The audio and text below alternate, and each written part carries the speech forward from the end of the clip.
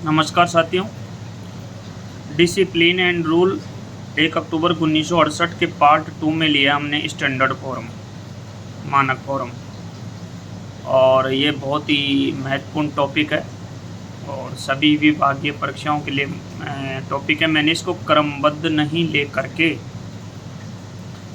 मैंने इसको very important फिर उससे कम घटते हुए क्रम में लिया है। तो जो शुरू के हैं वो सबसे ज़्यादा इम्पोर्टेंट है, मैक्सिमम बार एग्ज़ाम में रिपीट हुए हैं और सबसे ज़्यादा वही पूछे गए हैं। तो मैंने इनकी जो वरीयता के हिसाब से लिया है, न कि मैंने क्रमबद्ध तरीके से लिया है। हाँ, क्रम संख्या ज़रूर डालिए 1 2 3, ताकि जो इनको लिया है फर्स्ट पे तो वो सबसे ज़्यादा इम्पोर्टेंट, फिर उससे ज़्यादा इम्पोर्टेंट, फिर उससे ज़्यादा इम्पोर्टेंट इससे लिया है। और मैंने हाईलाइटर से हाईलाइट भी किया है, ताकि आप पूरे 14 फार्म आपको याद नहीं हो तो कम से कम जो मैंने हाईलाइटर पेन से हाईलाइट किया है उनको तो कम से कम आप याद कर ही लें। और ये junior clerk, senior clerk, APO, welfare inspector, junior engineer, ranker quota, intermediate quota, group B अधिकारी सबके लिए उपयोगी है। डिसिप्लिन एंड अपील रूल 1968 ये उसी में आते हैं, स्टैंडर्ड फॉर्म। तो पार्ट 2 में हम स्टैंडर्ड फॉर्म लेंगे और पार्ट 3 में जो लेंगे वो हम छोटी शास्त्री लेंगे और पार्ट 4 में बड़ी शास्त्री लेंगे। तो डिसिप्लिन एंड अपील रूल हम कम से कम 5 पार्टों में पूरा करेंगे, फिर जो लास्ट का जो बच जाएगा वो पार्ट 5 में लेंगे। तो ये पार्ट 2 है। पार्ट 2 में हमने स्टैंडर्ड फॉर्म लिए हैं जो कि 1 से 14 तक होते हैं। SF का मतलब होता है स्टैंडर्ड फॉर्म और हिंदी में इसको मानक फॉर्म कहते हैं। तो ये यूज किए जाते हैं। तो किस कंडीशन में यूज किए जाते हैं वो आपको बता देते हैं। पहला प्रश्न है जो सुपर हिट है, वेरी इंपॉर्टेंट मोस्ट प्रश्न है, मैक्सिमम बार रिपीट हुआ है। जो मैंने इनको क्रमबद्ध जो तरीका दिया है वो सबसे टॉप के हिसाब से दिया है, top 1, top 2, top 3, top 4, top 5 उस हिसाब से दिया है। तो आप शुरू के जो हैं वो सबसे ज़्यादा इम्पोर्टेंट है। फिर भी मैंने जो मैक्सिमम ज़्यादा बार रिपीट हुए हैं प्रश्न पत्रों में उनके हिसाब से मैंने हाईलाइट कर दिया गया है।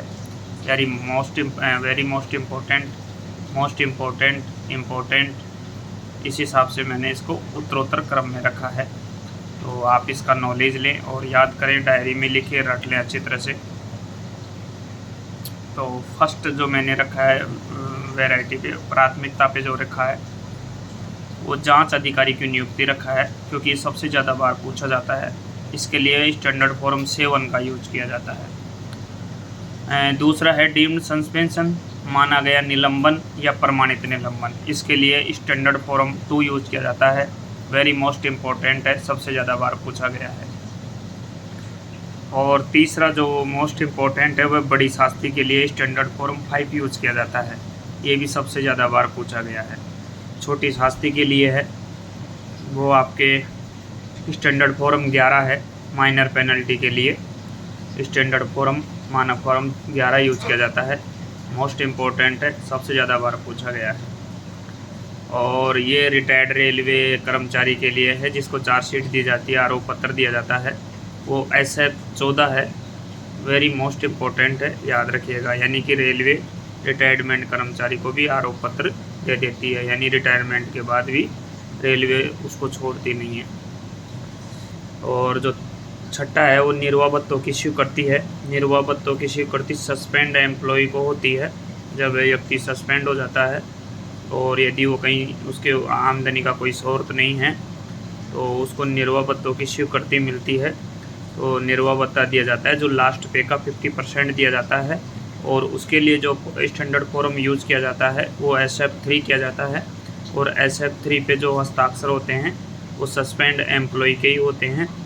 और यदि प्रशासनिक कारणों से यदि 6 महीने से ज़्यादा का वक्त लगता है तो फिर इसके जो 50% जो निर्वाह भत्ता दिया जाता है उसमें 25% की और बढ़ोतरी कर दी जाती है, तो वो 75% हो जाती है।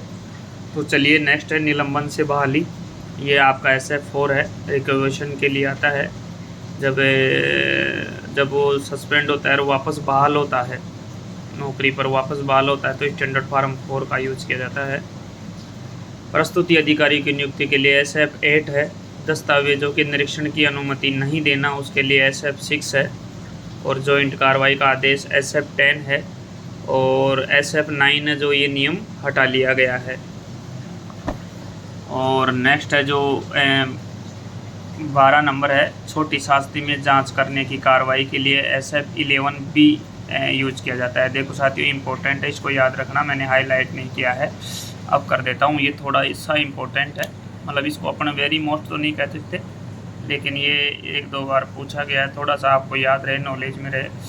छोटी शास्ति में जांच करने की कार्रवाई, छोटी शास्ति में माइनर पेनल्टी में जांच करने की कार्रवाई 11B के अंतर्गत की जाती है, ये ध्यान रखना है। फिर नेक्स्ट है छोटी शास्ति में बड़ी शास्ति की कार्रवाई, SF 11A है। बड़ी शास्ति में छोटी शास्ति की कार्रवाई SF 11C है। तो इस हिसाब से ये आपके स्टैंडर्ड फॉर्म समाप्त हो गए। नमस्कार, thanks for watching this video, धन्यवाद।